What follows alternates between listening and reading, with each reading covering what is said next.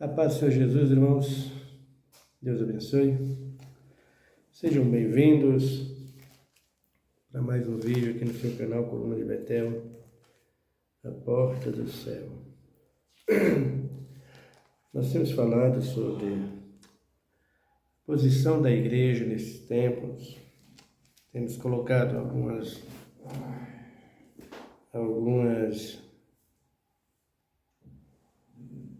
questões da gente debater e tentar trazer à luz da Escritura o porquê de tudo isso. Porque Deus entregou um ministério em nossas mãos. Cristo deixou o ministério na mão da igreja, dos seus apóstolos, ou seja, fundou uma igreja e entregou o ministério na mão dos seus apóstolos e foi para a glória onde está por toda a eternidade. E esperava que os seus apóstolos executassem o trabalho missionário como ele passou, como ele entregou. E os apóstolos não foi desleal, não foi desobediente, cumpriu a tarefa. Mas na sua saída eles deixaram profetizado, porque eles já viam nos seus dias que a igreja iria deixar ser levada pelas influências do mundo, pelas aparências humanas e pelas concupiscências desse mundo. O apóstolo Paulo mesmo, ele confessa lá em Atos dos Apóstolos, dizendo aos irmãos que depois que ele saísse desse mundo, ou da igreja, e ele fosse para Cristo, fosse dormir no pó da terra, como de fato está dormindo até hoje no pó da terra, esperando a gloriosa vinda do Senhor para ele subir e receber a coroa que ele mesmo disse que o Senhor haveria de dar. Então, o apóstolo Paulo ele já diz: sei que depois da minha partida surgirão lobos cruéis, que não pouparão o rebanho. O apóstolo João viu as almas debaixo do altar, que seriam mortas por causa do Evangelho, por causa do nome de Jesus. E isso não foi apenas uma profecia, foi uma profecia e se cumpriu. 1260 anos de perseguição romana por um regime de uma besta. Às vezes você pergunta, a pessoa pergunta, o que é uma besta? Uma besta é o que está aí hoje na Terra. Esses pastores, esses apóstolos que estão aí envolvidos com política, envolvidos com o mundo, envolvidos esse gospel, envolvidos tudo isso, marcha não sei do que, para Jesus, afiliada à prefeitura e a tantas outras coisas. Essas são as bestas do Apocalipse. Não é uma besta que dita as leis, porque a besta que dita as leis é aquela que já fez primeiramente por 1260 anos, que é o papado romano. Fará mais uma vez, pela segunda vez, com a vinda do anticristo. Então, Paulo alertou, João também alertou, caiu a grande Babilônia, e foi a igreja. Então Deus vem, no longo desses anos, desses 2000 anos que está se completando, levantando homens e buscando levar o seu evangelho, porque o evangelho não pode parar de ser pregado. O apóstolo Pedro diz que os anjos atentou para isso, mas Deus entregou na mão do homem, é para o homem pregar, é para o homem falar o evangelho. Nessa noite, eu quero deixar esse recado para a igreja de Deus e mostrar o caminho que a igreja tomou, o rumo que a igreja tomou, e que não tem jeito de mudar isto sem que Deus cobre. Os homens envolvidos nessas coisas, pastores e apóstolos e bispos, missionários, todos eles podem pedir perdão do jeito que quiserem, mas não tem jeito de escapar mais da cobrança de Deus nessa vida. Alguns já correndo risco de não receber a salvação, já correndo risco de ser condenado. Não vou dizer que já está condenado, por quê? Porque quem julga é Deus. Mas, se pelos frutos conhecereis, eu posso dizer que estão correndo risco, pode não ser salvo, para ser condenado. Eu quero que você abra comigo nessa noite a palavra de Deus e medite comigo aí em Mateus, capítulo de número 7. Temos falado dessa reforma, o que ela acrescenta para a salvação. Mateus, capítulo de número 7, versículo de número 1. Eu quero nessa noite dar um recado a todo o povo brasileiro, vindo de Deus, inclusive para o ministro Alexandre de Moraes, vindo de Deus. Aí você pode perguntar, mas para você ver, né? Deus pega o que não são para confundir os que são, Deus escolheu as coisas ruins desse mundo para confundir as que são. Então Deus escolhe um ninguém feito eu para falar com alguém desse calibre todo. Abram aí Mateus, capítulo de número 7. Mas o maior recado é para a igreja. Os pastores, os bispos, os missionários, que colocaram a igreja de Deus nesta vergonha. Por quê? Porque o objetivo de Deus é resgatar a honra à sua obra, à sua igreja. E vocês, pastores e apóstolos, menosprezaram o que Deus fez. Desprezaram, ou melhor dizendo, o que Deus entregou na mão de vocês. Envergonhou o evangelho. Deixou que o mundo falasse dentro da igreja. Deixou que o inimigo tomasse conta da igreja. Deixou que Mamon tomasse conta da igreja. E hoje vocês são cavalo de Mamon dentro da igreja, com esse gospel e com tantas outras coisas. Capítulo de número 7 de Mateus diz assim o versículo 1: Não julgueis para que não sejais julgados, pois com o juízo com que julgardes, sereis julgado, e com a medida com que tiveres medido, hão de vos medir. Porque reparas no cisco que está no olho do teu irmão, mas não percebe a trave que está no teu olho? Ou como dirás a teu irmão: deixe-me tirar o cisco do teu olho, estando uma trave no teu? Hipócrita, tira primeiro a trave do teu olho, e então verás claramente para tirar o cisco do olho do teu irmão. Muito bem. Os pastores erram, os pastores pecam, os pastores comprometem a obra, os pastores colocaram a igreja numa política suja, em todo tipo de sujeira, que jamais Cristo preparou para a sua igreja, para a sua obra, e permitiu que fosse feito assim. Eles se venderam, se entregaram ao ouro e à prata desse mundo. E quando é para ser cobrado, o que eles falam? Não me julgue, não me julgue, porque Cristo está dizendo isso aqui. Você pode fazer o que eu estou fazendo amanhã, você é isso e aquilo. Queridos, deixa de ser ignorante, deixa de ser hipócritas. A palavra de Deus não é obrigado a ficar em silêncio por causa das tuas ignorâncias.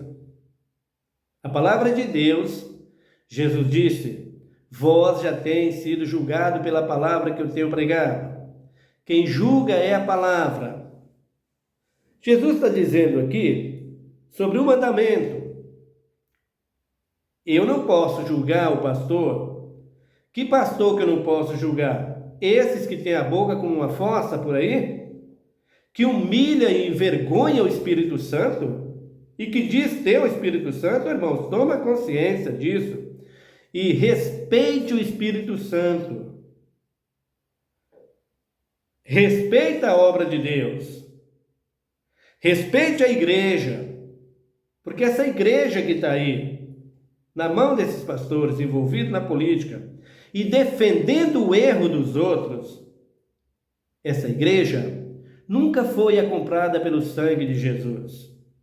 Então o camarada vai fazer as coisas erradas, e aí quando aperta contra ele por causa da injustiça deles, das vergonhas que eles cometem da igreja, eles usam esses versículos.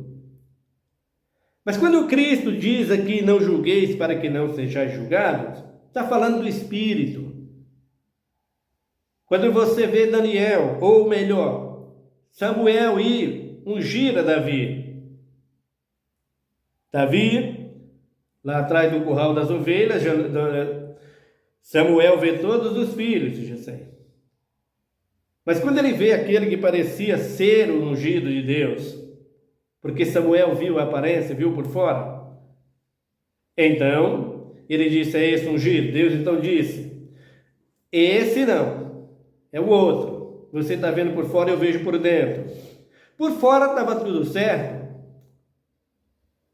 O profeta estava correto, porque o aspecto do rapaz era o que Deus precisava para a obra dele, para ser o rei de Israel.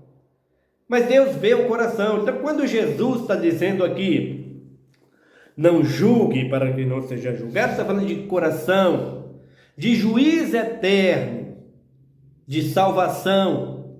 Porque quem salva não é você, bispo, e nem você, pastor, muito menos eu, nem você, missionário. Não é você que salva. Quem salva é Cristo. Portanto, você tem que ter muito cuidado com o que você faz, porque você pensa uma coisa e é outra. Então, quando Jesus disse que não julgueis para que não seja julgado, é aquele juízo que você não vê, que você não sabe. Mas eu estou vendo que a sua boca é uma fossa. Você fala o que quer, diz o que quer, faz o que quer. Como é que eu estou julgando segundo a aparência? Como é que eu estou julgando errado? Quem diz para você que eu estou julgando errado, vendo o que vocês estão fazendo com a igreja de Deus? Quem diz para vocês que eu estou julgando errado? Quem diz para vocês que eu estou julgando? E se eu estiver julgando nessa posição, é um dever que eu tenho como igreja de Cristo, como pregador do Evangelho, te julgar, meu irmão. Da mesma forma, você pode fazer o mesmo. Por quê? Porque quando Jesus diz que não julgueis para que não seja julgado, está falando do mandamento. Não levante falso testemunho. O que é um falso testemunho? É um juízo falso. O juízo falso é aquele que alguém chega para mim, o Manuel estava fazendo isso e isso. Aí eu abro a minha boca e vou divulgar para o mundo que o Manuel fez isso, sem eu ver que o Manuel fez, sem eu ter provas. Por isso aqui, lá em Deuteronômio, Deus exigiu de Moisés, através do sacerdote, que só condenasse uma pessoa quando tivesse 2 ou 3 testemunhas, para não fazer um juízo injusto, para não julgar segundo a própria vontade humana, para não julgar segundo a carne, mas com certeza, tendo a certeza que a pessoa errou. O apóstolo Paulo disse, eu não aceito julgamento contra um dos servos do Senhor, senão pela boca de 2 ou 3 testemunhas, para ter a certeza que a pessoa está errada. E aqui Jesus está dizendo, não julgueis para que não sejais julgados. Então, quando eu julgo sem ter certeza, eu estou entrando nesse versículo aqui. E lá no mandamento que Jesus disse, não julgueis conforme a aparência, e lá no mandamento, quebrando o mandamento do Senhor, não levantar falso testemunho contra o teu próximo. Um falso testemunho é esse. Alguém falou, você não viu, estou falando. você está levantando um falso testemunho. Você está fazendo um juízo que é incerto. Agora, como eu posso julgar uma pessoa sem eu saber? Aí não tem como. É do que Jesus está falando. Agora, como eu vejo a pessoa errada e eu não julgo, o que eu sou? Eu sou conivente com o pecado dessa pessoa.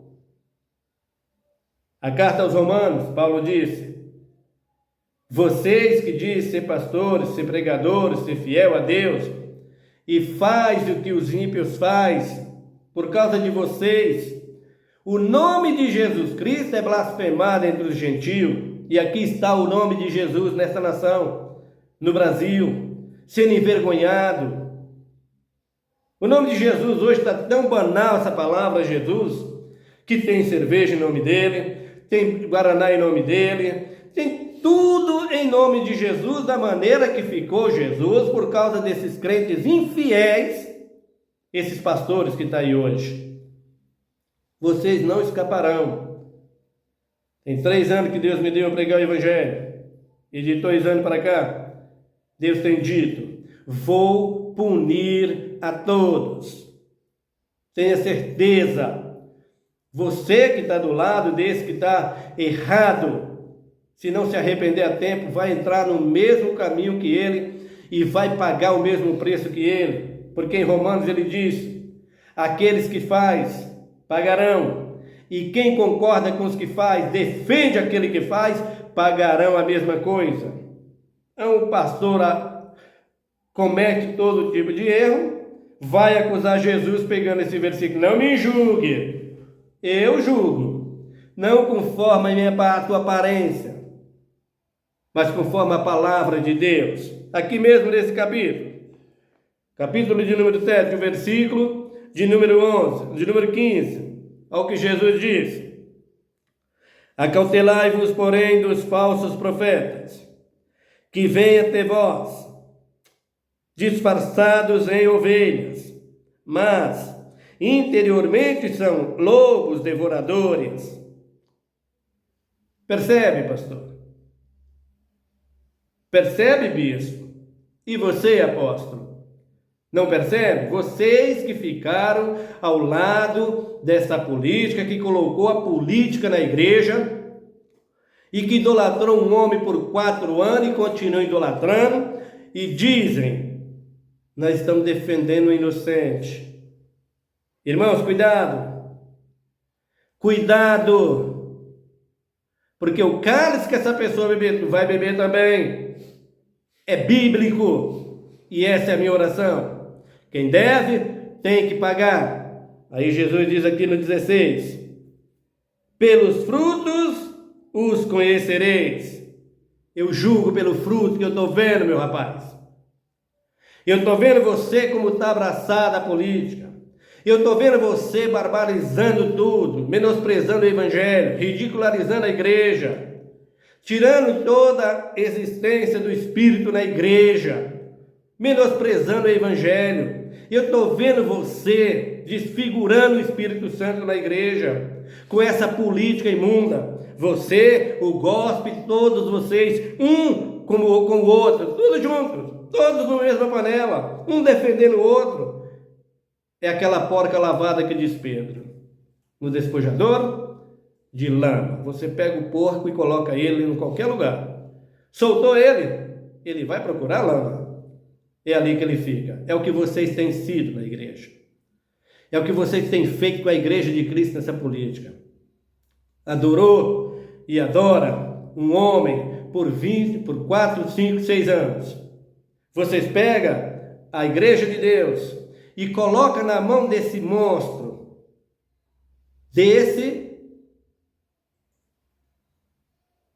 monstro de 2 cabeças. Quem é esse monstro de 2 cabeças? A política, a direita e a esquerda. A direita está no comando, a esquerda não para de atormentar. Em vez de pensar na nação, em vez de pensar no povo, ela não para de atormentar, prejudicando o povo, prejudicando a nação. Como está a direita agora? Prejudicando a esquerda. Por quê? Porque a esquerda está no comando. coisa vergonhosa, coisa desumana, coisa de irresponsabilidade, coisa de desrespeito um para com o outro. E você, igreja, envolvida nisso, por esses falsos profetas que fez a tua cabeça para isso, aqui está, ó, pelos frutos os conhecereis. Por isso eu posso julgar e dizer: você é falso profeta, cara de pau, mentiroso, enganador.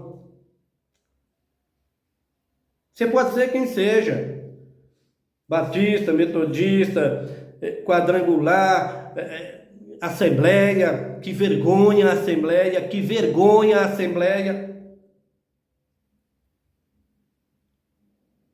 Deus é amor, congregação, não interessa quem você é, igreja apostólica, vocês entraram por este caminho, e tem uns que agora estão fugindo, olha como são falsos.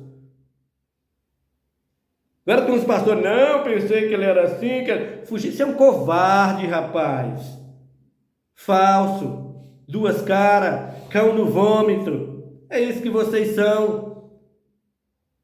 Cadê a união de vocês?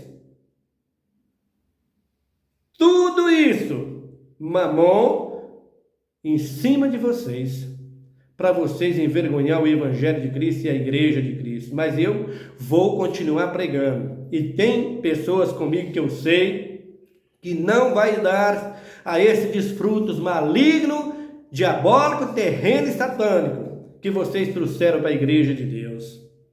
Vocês envergonharam a Igreja do Senhor. E o que é pior, ainda traz um homem lá de fora. Para quê? Para entrar no meio da igreja de Deus? Por que não vai cuidar das leis do país dele? Por que não vai cuidar do país dele? E por quem? Influenciado por quem? Por gente que se diz da direita, irmão, vocês não estão vendo isso? Que vergonha diabólica! Ficaria, pastor, você sem punição da parte de Deus? Mas nunca! Nunca! E por que eu digo que os tais podem não ter perdão? Porque Jesus disse que todos nós vamos comparecer perante o tribunal de Cristo. Você recebeu responsabilidade para pregar ao povo, pastor, para conquistar as almas para Cristo. E você deixou as almas, você deixou a igreja para fazer discurso político e brigar por política. É o que vocês fizeram. É o que vocês estão fazendo. E depois não quer ser julgado? Vai ser julgado aqui humanamente, pela direção divina, e depois, naquele grande dia, que Jesus chegará para você e dirá: cadê as almas que eu confiei em tuas mãos? Levantará muitos dos sepulcros para ser lançado no fogo. Que você tinha tempo de pregar o evangelho e foi atrás da política. E deixou o evangelho. É marcha para não sei o quê, é marcha para tudo misturado com política. E ainda usa José no Egito, usa os homens do passado. Meus queridos, no passado a igreja era uma coisa, Israel era uma coisa. Israel tinha sua própria política, porque tinha os reis, tinha o sacerdote. Quando os reis erravam, Deus chamava o profeta para correção. Era a nação de Israel, e para pertencer a Israel, tinha que ser circuncidado ou comprado por dinheiro como escravo. Cristo liberou tudo isso, morrendo na cruz e trazendo um povo que Pedro diz que não era povo, que não tinha, era sem Deus e sem Deus no mundo, sem esperança nenhuma. Mas Cristo vindo, abriu as portas e deixou que todos nós entrássemos por esse caminho para sermos salvos. Comprados e remidos pelo seu sangue, e não por política. Portanto, essa igreja, ela não pode entrar política, desde que Daniel profetizou. O barro não se mistura com ferro, o ferro não se mistura com barro, daí para cá, até que Cristo veio, a igreja está isenta da política. E vou provar isso biblicamente já já. Então vem um cara de fora lá querendo fazer justiça em nossa nação. A troco do quê? Se ele não julga nem a nação dele, se ele não cuida nem da dele. E misturado com essa gente que se diz direita, esse dragão de duas cabeças que é direita e esquerda. Misturado com eles, faz o que quer, mas o recado de Deus para a nação brasileira é essa: confia, porque Deus abrirá a porta em outras áreas.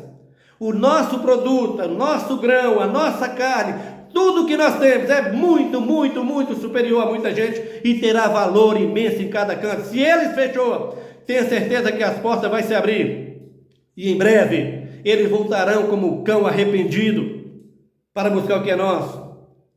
Porque eu te digo uma coisa, meu irmão, se funciona mesmo os filmes, as minisséries que eu vejo do que acontece lá nos Estados Unidos, de atores deles mesmo que fazem os filmes, como por exemplo, essa pena de morte. Quantos é mortos injustamente, ou para beneficiar outros? Quantos? São os atores deles que fazem os filmes e que fazem as minisséries e mostram para o mundo ver. E ele, em vez de cuidar da nação dele, vai cuidar da nossa? E vocês do lado dessa gente, vocês querem o quê? Sofrer mesmo? Morrer de fome mesmo? Que é o que vocês estão merecendo, igreja. Mas Cristo diz que o dono da vida é Ele, que o dono do mundo é Ele, não é o presidente dos Estados Unidos. Ana disse em Samuel: Ele é aquele que abate e aquele que exalta. Ele dá a vida e tira a vida. Ele faz descer a sepultura e faz subir dela. Portanto, o arrogante que quer mandar no mundo sem ser nada, se cuide, porque amanhã a sepultura pode estar aberta para ele. Ele tem que se cuidar. Está pensando que Deus é brinquedo? O Deus de Abraão, de Isaac, de Jacó, que estou dizendo nessa noite, não é brinquedo. O povo está brincando com Deus, como pastoras. Pastora você não é. Desculpa a franqueza, mas é bíblico, você não é, não vou te considerar nunca. Tem pastoras por aí dizendo que eu vi um martelo para acertar na cabeça do ministro, de alguém. Como eu posso acreditar em você, pastora, se você não sai do inferno? Abra o vídeo para ver os vídeos dela lá. Eu tive no inferno essa semana. Eu fui até o inferno. Minha querida, se converta e vem para Cristo. Provérbio de Salomão, no capítulo 16, no capítulo 15, 24, ele diz: para os entendidos, o caminho da vida é para cima. Onde está a glória de Deus? Onde está o céu? Onde está a nova Jerusalém? Mas para os ignorantes, é para baixo. Onde está o inferno? O que você está fazendo no inferno, minha irmã? Você foi fazer o que lá? Buscar essa revelação? Então nunca veio de Deus. Ministro, trabalhe tranquilo, nunca foi de Deus. Não é possível.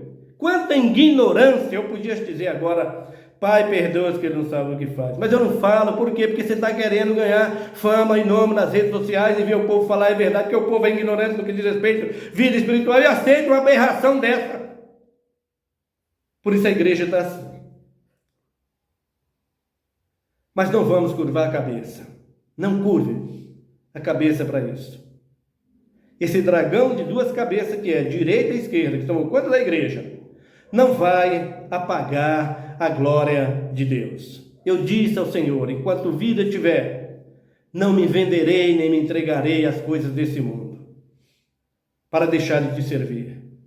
O meu objetivo é mostrar para o Brasil que essa igreja que está por aí, apoiando um candidato, não é a que Deus comprou com seu sangue.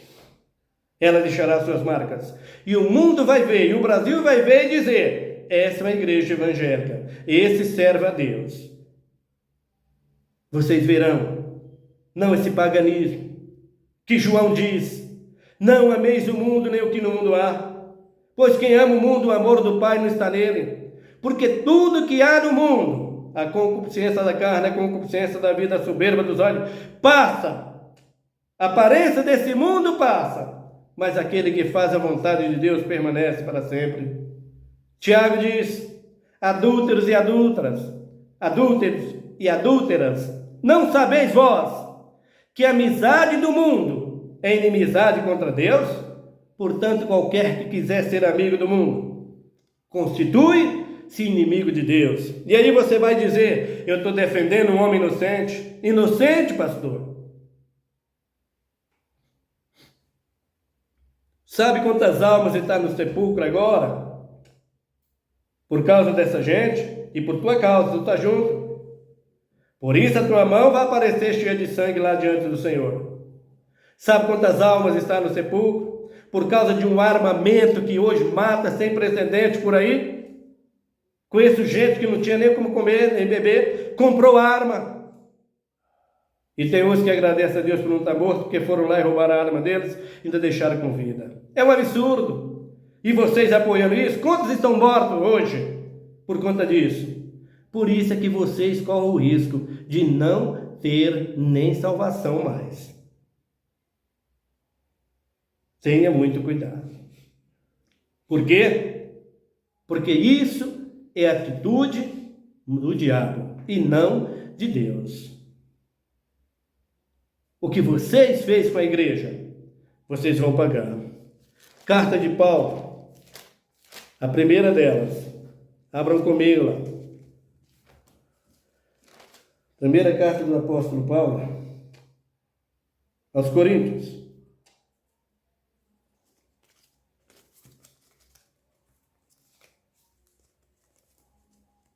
Deixa eu ver se eu acho aqui. Capítulo 6. Paulo diz assim: litigioso entre os irmãos é o título aqui, versículo 1. Usa alguém de vós, tendo algum negócio contra outro, ir a juiz perante os injustos e não perante os santos. Olha aqui, ó. Vocês erram, vocês pecam, vocês fazem o que vocês querem. Quem vai dar julgamento para vocês é o ímpio, ou a igreja. Qual é a sua posição?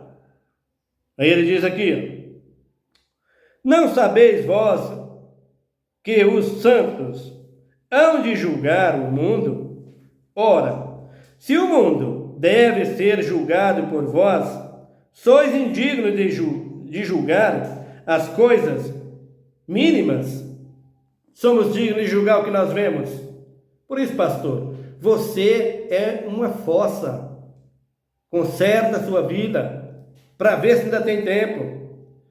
Não adianta ir para os irmãos e para a rede social pedir perdão.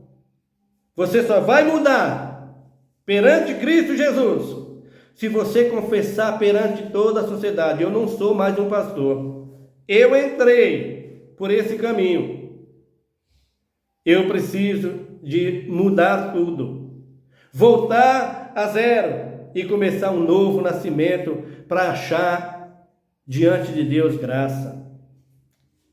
E aí, Paulo está dizendo assim: não sabeis vós que havemos de julgar os anjos, quanto mais as coisas pertencentes a esta vida. Por isso que eu estou falando para você.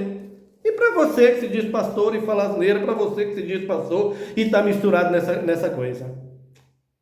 Por isso o julgamento teu virá, e tu passarás por isso. Eu disse a vocês que Jesus cortou a política desde o princípio, dentro da igreja. Em Israel, na nação, havia que tipo de justiça, de política? Entre eles. Mas em Cristo Jesus, na igreja não há política. Mateus, Jesus diz assim, Mateus, Lucas, Marcos, ele entra no templo. Quando ele entra no templo, está lá os cambistas vendendo, comercializando, e ele chega, está lá o sacerdote Caifás, Anás e tantos outros. Era Caifás, era Anás, era Livre, era Pilatos, era Herodes, que era o rei, e Pilatos, representante de Israel, de Roma, que haveria de trazer o império grego-romano e misturar tudo. Direita e esquerda juntos. Mas como Daniel disse, que o barro, ferro não se mistura com barro, a igreja nunca vai se misturar com a política. Então Cristo chega ali e vê tudo aquilo, pega um chicote e vai chicoteando a todos. Botam todos para fora e diz: a casa de meu pai é casa de oração, e não a casa do comércio. Mostra na Bíblia Se a política não faz parte do comércio, se a política não faz parte do negócio, se a política não faz parte de tudo isso, pega na Bíblia e mostra. Você que se diz pastor e que diz que está só para defender o ímpio, chega diante de Deus, levanta suas mãos perante Deus e diz: Senhor, tu sabe que eu estou só defendendo uma pessoa inocente, que os teus interesses não estão no meio disso. Vai, eu quero ver se você é capaz de falar. Você vem falar, pedir perdão, vai falar com Deus para ver se você é capaz de dizer para Deus: eu estou defendendo o inocente, não é por interesse. Mostra para Deus que eu quero ver se você tem coragem de dizer que você não tem interesse no meio disso. Seus interesses estão nisso, rapaz. E aí Jesus disse: a minha casa não é casa de comércio, e vocês transformaram em covil de ladrões. Aí está. Política na igreja, nunca. Nunca. E vocês se defendem de todo jeito. O Velho Testamento para vocês essas coisas valem, mas as outras não. Por quê? Porque não lhes dá interesse, né? Portanto, o julgamento é justo. E você precisa passar por ele. E você precisa ser punido por ele. Para que Deus seja glorificado. E a igreja restaure a sua dignidade e a sua honra. Essa é a minha luta enquanto vida que estiver. Enquanto estiver nessa vida, quero que Deus me dê força e disposição para isso. Mas a igreja de Cristo apresentará nesse Brasil, para o Brasil ver que não é essa imundície que está aí agora. Com esses imundos pastores, apóstolos e pastoras que não existem, envolvidos na política. Então o político não pode ser salvo do jeito que está, não. Se não se arrepender e deixar a política vir para a igreja, vai ser condenado. Não tem jeito. Vai falar com Deus. Diz que eu estou falando isso. Da Bíblia ninguém foge. Da palavra ninguém foge. Chega lá e fala: Deus, tem um homem lá pregando e dizendo que o Senhor falou que para o político ser salvo ele tem que se arrepender, deixar a política e vir para a igreja. Vai lá, fala com ele, vai ser um espiritual. Vocês não estão cheios de espírito? Eu quero deixar um recado de Deus para as nossas autoridades e principalmente o ministro Alexandre de Moraes. Ministro, você sabe que se você me encontrar na rua aí, você vai passar de longe e dizer para quem está com você: sai daí, é um mendigo passando. Você pode até dizer isso a meu respeito. Você pode chutar como um gafanhoto. Mas em Cristo Jesus eu sou o que sou. E a sua graça para comigo não foi em vão. E o recado dele, se você ouvir isso, quem ouvir te passa. Não frouxe no juízo. Não seja parcial na lei. Persista do começo ao fim, como tem sido. E aplica a lei com ordem e com decência. Julgue com juízo perfeito. Julgue com certeza, porque quem deve tem que pagar. Não importa quem seja. Não volte atrás. Não tenha medo de quem está à direita ou à esquerda. Avance e faça justiça. Cobra justiça com verdade, não aceita peita. Não curve a cabeça, não baixe a cabeça pelo tamanho de quem quer que seja. Muito menos de quem está lá fora como presidente dos Estados Unidos. Quem manda aqui é o Senhor Jesus, como em toda a terra, sobre tudo e sobre todos. Então faça, porque o Senhor te abençoará. Cobra a justiça de todos. Quem quer que seja, que entrou pelo caminho do erro, do engano, para destruir a nação e matar o povo, como tem tantos mortos, não pode ser poupado. Aí vem a fome terrível, aí vem as taxas, aí vem a destruição, por causa do quê? E quem vai pagar? É o povo. Imagina você se deixar sem lei. Daqui mais um tempo os políticos vão fazer o que quer, como já está fazendo, né? Daqui a pouco abusa de mulher, faz o que quer, passa por isso mesmo. Vai virar o feudalismo de novo a nossa nação? Os doutores feudais do passado? Que faziam o que queria? Isso não, ministro. Faça justiça como Deus te deu para fazer. Lembre dos nomes do passado. O rei Saul desobedeceu, foi atrás das gorduras de carneiro, acabou morto na sua própria espada, ele e a sua casa. O rei Acabe dizia para Elias: tu és o perturbador de Israel. Ele disse: eu não, é você que quebrou os mandamentos do Senhor e se ajuntou a uma prostituta como Jezabel. Ao próprio Salomão, filho de Davi, que deixou a verdade para seguir atrás daquilo que Deus falou para não fazer e não trazer para dentro de Israel, acabou consultando até macumbeiros. O rei Nabucodonosor, que Deus chamava de meu servo, transgrediu e acabou comendo grama como um boi. Portanto, seja imparcial e faça a lei como Deus te ordenou, como você foi chamado para fazer. Quem tem que pagar, pague. Quem deve, pague. A nação não pode ficar à mercê dessas coisas, porque é grande, porque é isso, porque é aquilo. Todos têm que pagar. E se não pagar, Deus vai cobrar. E o pior é que Deus cobra com a vida. Não é nem com dinheiro, nem com leis humanas. E é isso que está a caminho. Portanto, fica esse recado de Deus para a sua vida. Acredite, conte pela fé em Cristo Jesus com a sua provisão, com a sua ajuda, porque oraremos para isso, para que seja feita justiça, porque a igreja de Deus haverá de sair disso e o Brasil haverá de ser mudado. Ore comigo. Senhor meu Deus, meu Pai, obrigado pela tua palavra, pelo teu amor, pela tua graça e pelas tuas muitas misericórdias. Abençoa a nossa nação, sara a nossa terra, Pai, e cobra, Pai, justiça de todos. Abençoa esse ministro e ajuda ele. Tem que haver justiça. Tem muitos dentro dos palácios que fizeram o que fizeram, e o monte que está debaixo da terra por conta deles, Pai. Mas tu vê todas as coisas. Sei que chegou a hora da tua mão agir, porque a tua igreja não ficará assim. A tua igreja não será envergonhada para sempre. Não chegou o dia. Não chegou a hora da perseguição.